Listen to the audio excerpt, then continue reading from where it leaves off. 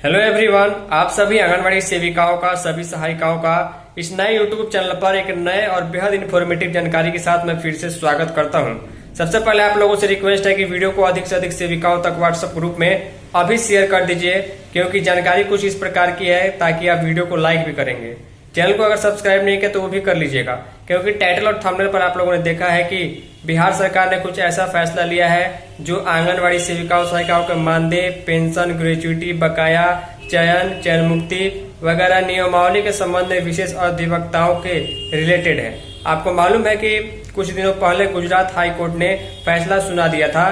कि आंगनबाड़ी सेविका सहायिका भी जो है वो पेंशन ग्रेच्युटी की हकदार है, उनको ग्रेच्युटी मिलनी चाहिए। इसको लेकर कहीं ना कहीं अन्य राज्य की सरकारों को यह अंदेशा है कि आने वाले दिनों में अन्य राज्यों में भी सेविकाओं सहायिकाओं के द्वारा इसकी मांग की जा सकती है। आपने देखा है कि संघ ने हर बार लेटर पत्र में, मांग पत्र में बातें की है या धरना प्रदर्शन में बातें होती है कि बिहार में भी आंगनबाड़ी सेविकाओं सहायिकाओं को पेंशन मिलना चाहिए, ग्रेच्युटी मिलनी चाहिए। तो सरकार को अंदेशा है कि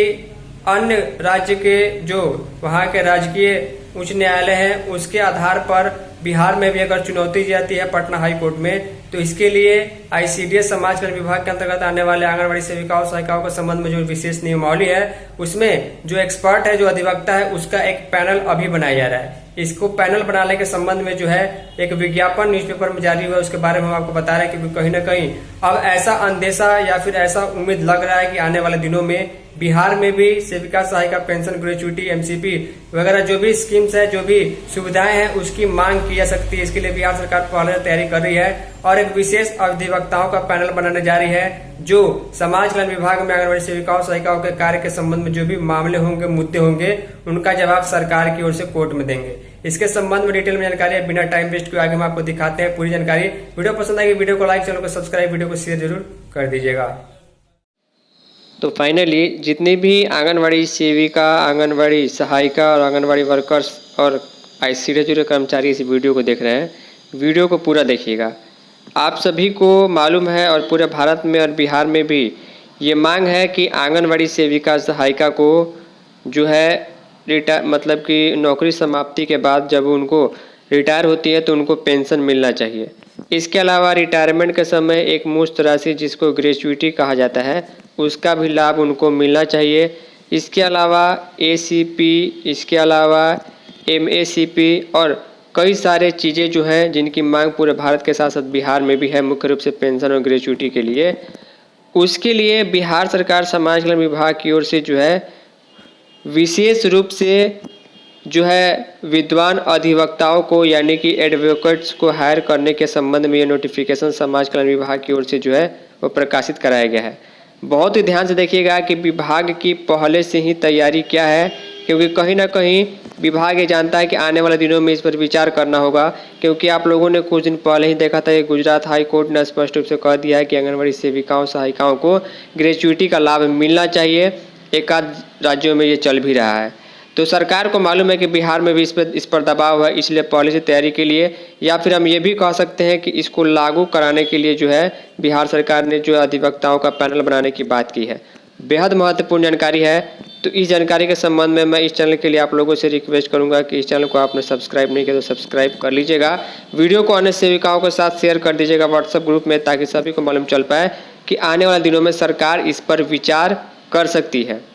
देखिए, बिहार सरकार आईसीडीएस निदेशालय समाज कल्याण विभाग की ओर से ये एक नोटिफिकेशन न्यूज़पेपर में ये विज्ञापन जारी किया गया। विज्ञापन मैं आपको क्यों कह रहा हूँ, पूरा डिटेल देखिएगा तो आपको समझ में आ जाएगा। देखिए, कुछ नियमावली यहाँ पर दी गई है, कुछ जो है टर्म्स कंडीशन शर्तें जो है विभाग के दिए गए हैं। पहला जो शर्त यह है कि वित्त विभाग के संकल्प संख्या 3882 दिनांक 3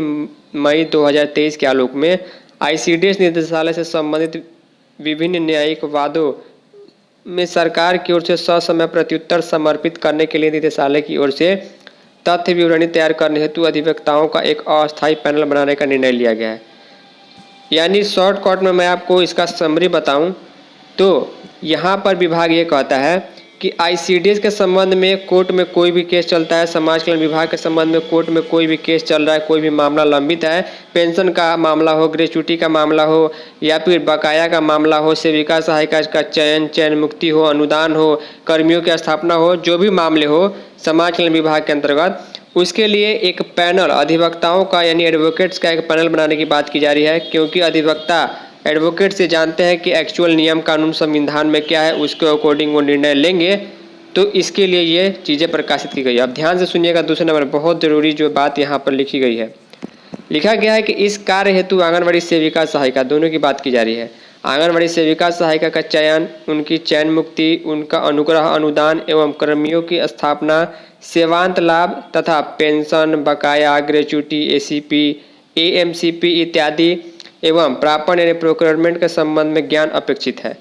विभाग ये कहता है कि हम ये जो पैनल बनाएंगे उसमें विशेष रूप से आंगनबाड़ी सेविका सहायिका के चयन के संबंध में, चयन मुक्ति के संबंध में, अनुग्रह अनुदान के संबंध में, सेवांत लाभ यानी जिसको हम ग्रेच्युटी कहते हैं, पेंशन हो, बकाया राशि हो, एसीपी हो, इसके संबंध में जो पैनल के जो अधिवक्ता चुने जाएंगे उनका विशेष ज्ञान अपेक्षित है, क्योंकि इसी के संबंध में जो है उनका एक टीम तैयार किया जाएगा, पैनल तैयार किया जाएगा जो कोर्ट में सरकार की ओर से जवाब देंगे। तीसरा जो नंबर है, लिखा गया आवेदनों के समीक्षात्मक प्रांत पैनल का निर्धारण निदेशालय स्तर पर चयन गठन समिति के द्वारा किया जाएगा।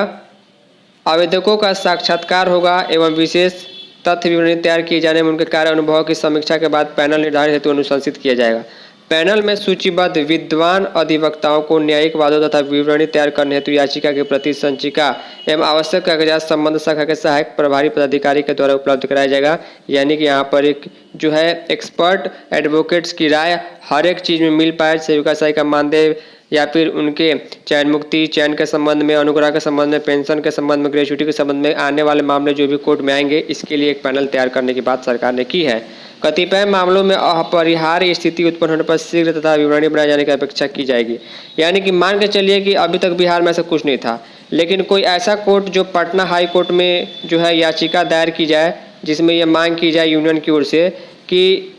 अन्य राज्यों की तरह या फिर जहां गुजरात हाई कोर्ट ने फैसला दिया उसके आधार पर बिहार में ग्रेच्युटी मिलनी चाहिए या अन्य लाभ मिलना चाहिए, तो इसका जवाब यही पैनल देंगे। इसके लिए पहले से सरकार की ओर से तैयारी की जा रही है। तो इसके लिए जो है पैनल की बनाने के लिए जो है 24 सितंबर तक का डेट निर्धारित किया गया है। विशेष ज्ञाता अधिवक्ता इसमें जो है अपना पूरा डिटेल भेजेंगे और उनको जो है उसका पेमेंट भी मिलेगा और एक विशेष समय अवधि के लिए जो है